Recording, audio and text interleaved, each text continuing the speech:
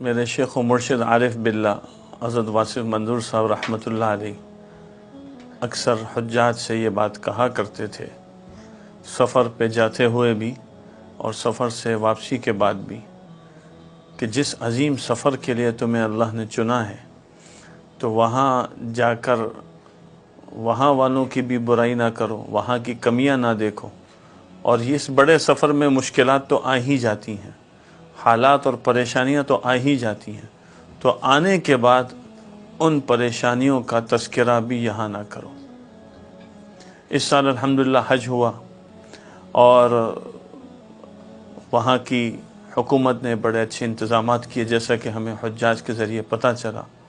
البتہ اس بات کا بڑا دکھ اور افسوس بھی ہے کہ ایک تعداد جو خبروں کی زینت بنی کہ کچھ لوگ اس میں حادثے کا شکار ہوئے اور شہید ہو گئے۔ اس کے جو بھی عوامل تھے، اسباب تھے، یہ ہمارا موضوع نہیں ہے۔ موضوع یہ ہے کہ ہم اس وقت جب حج کر کے آ رہے ہیں، یا جو ہمارے متعلقین میں حج سے واپس لوٹ رہے ہیں، ہمیں ان کو یہ بات سمجھانی ہے کہ یہاں آنے کے بعد وہاں والوں کی غیبتیں کر کے، برائیاں کر کے اپنے حج کو خراب نہ کریں۔ کئی لوگ ایسے ہیں جو حج سے واپس آئے اور ان سے ملاقاتیں ہوئیں، تو انہوں نے دو باتیں بڑی اہم کہیں جو میں عرض کرنا چاہتا ہوں۔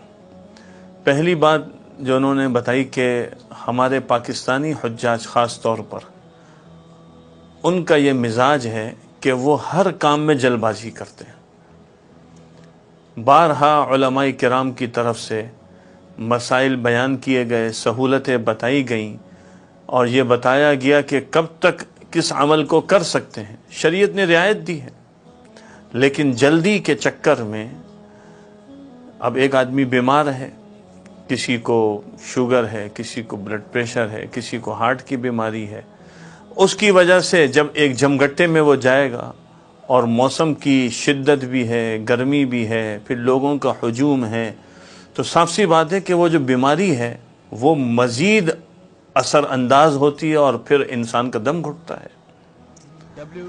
تو اب ہمارا جو پاکستانی حاجی ہے خاص طور پر، اس سے میں یہ گزارش کروں گا کہ حج میں سب سے بنیادی چیز جو سبق لے کے جانا ہے وہ یہ ہے کہ جلد بازی نہ کریں۔ یہ جلد بازی یہ آدمی کو کہیں کا نہیں چھوڑتی۔ الانات من اللہ والعجلۃ من الشیطان، جلد بازی شیطان کی طرف سے۔ اس دفعہ کئی ایسے علماء سے ملاقات ہوئی اور ان سے بات ہوئی جو حج کے سفر پہ تھے، اور انہوں نے کہا کہ ہمارے گروپ کو کوئی تکلیف نہیں ہوئی کیونکہ ہم نے اپنے حاجیوں کو روک کے رکھا ہوا تھا، ہم نے اپنے حاجیوں کو سمجھا دیا تھا۔ اچھا، ایک اور بات جو اس سے مزید مقدم رکھنے کی ضرورت ہے، اور وہ بات پہلے بھی کسی موقع پر آ چکی ہے، کہ حجاج کرام حج سے پہلے اپنے آپ کو تھکائیں نہیں، آرام کریں۔ حج کے 5 دن بہت بڑی ذمہ داری ہے، بہت بڑا عمل کرنے جا رہے ہیں۔ اب وہ مستقل خود بھی آنا جانا کر رہے ہیں، گھر والوں کو بھی حرمین شریفین اس طرح لے جا رہے ہیں کہ دن کے جو ہے 5 طواف کر رہے ہیں اور پھر پیدل چل رہے ہیں۔ اچھا، وہاں انتظامات اتنے بڑے ہو چکے ہیں، اس کی وجہ سے چلنا پڑتا ہے، اور وہ وہاں کی ضرورت ہے کہ وہاں انتظامات کیے جائیں۔